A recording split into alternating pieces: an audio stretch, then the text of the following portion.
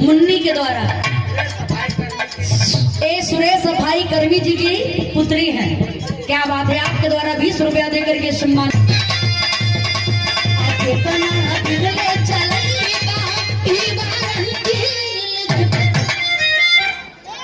नमो बुधाय।